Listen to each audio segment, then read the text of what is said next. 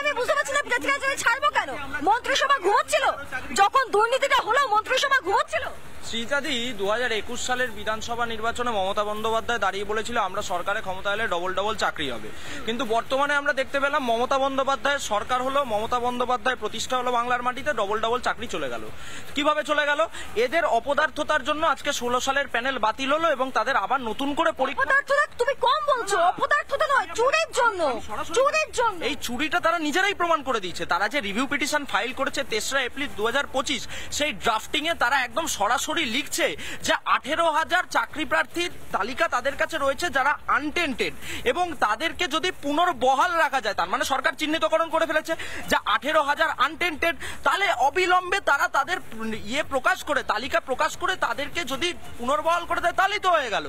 এত আইনি জটিলতা, যোগ্য অযোগ্য বিচার করে দিই, আইনি জটিল যারা টাকাটা নিয়েছে তাদের সামনে একদম সরাসরি সামনে আসুক। যে কারণে এই যে যারা আপনার শিক্ষা এই চাকরি প্রার্থীরা, তারা 7 দফা দাবির মধ্যে ঠিক যেমন রেখেছে আমাদের যে প্যানেল বাতিল করা হয়েছে তাতে যাতে সরকার আমাদের পুনর্বহাল করেন, সাথে সাথে যারা চুরি করেছে তাদের যাতে উপযুক্ত শাস্তি হয়, এই দাবিটাও চাকরি প্রার্থীরা। আমি এখান থেকে অমিত্রর কাছে আসবো। অমিত্র, কি অদ্ভুত ব্যাপার, যারা একটা সময় চুরি করেছে তারাই পুলিশকে দিয়ে লাঠি মারিয়েছে এই সমস্ত চাকরিহারাদের। কেন এরা এসব সহ্য করবে?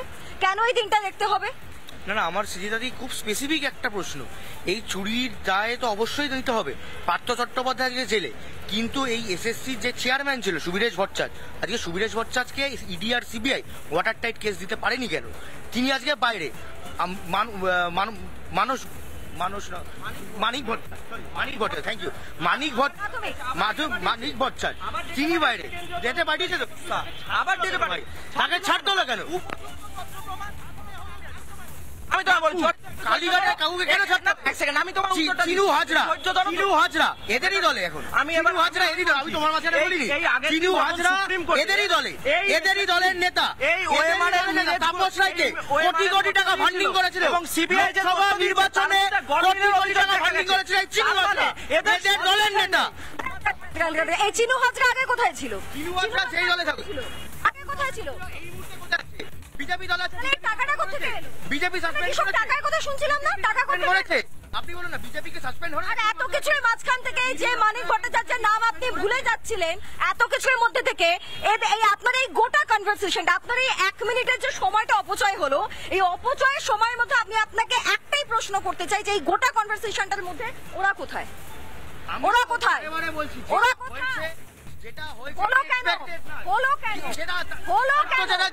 হলো কেন? যে জিনিসটা হলো কেন? পার্থচট্টোপাধ্যায় জেলে থাকতে চাই, নরকথা খাবার দেখা দরকার নেই, হয়েছে কেন? আরে যারা সঙ্গী, পার্থ যারা সঙ্গী, তারা কেন জেলে নেই? মানি কেন জেলে নেই? কাকু কেন জেলে নেই? এই চিনু হাজরা কেন জেলে নেই? শুভেন্দু অধিকারী কেন জেলে নেই? মেদিনীপুরে কটা লিস্ট হয় না? তাদের ভবিষ্যৎ কি হবে? কটা লিস্ট হবে? আগামী দিন হলফনামা করে পেট্রোল ফিরিয়ে দিতে হবে। হলফনামা করে কেন তৃণমূল কংগ্রেস নেবে? চিনু হাজরা জায়গা নেবে তো তুমি তো? চিনু হাজরা জায়গা নেবে তো? কেন নিয়োগ করেছিলে? চিনু হাজরা জায়গা নেবে তো? কেন নিয়োগ? চিনু হাজরা জায়গা নেবে তো? বলো না, আগে বলো চিনুর জায়গা নেবে।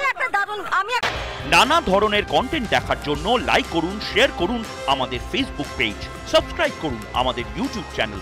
পাশাপাশি অন্যান্য ব্রেকিং নিউজের জন্য অবশ্যই চোখ রাখুন রিপাবলিক বাংলায়।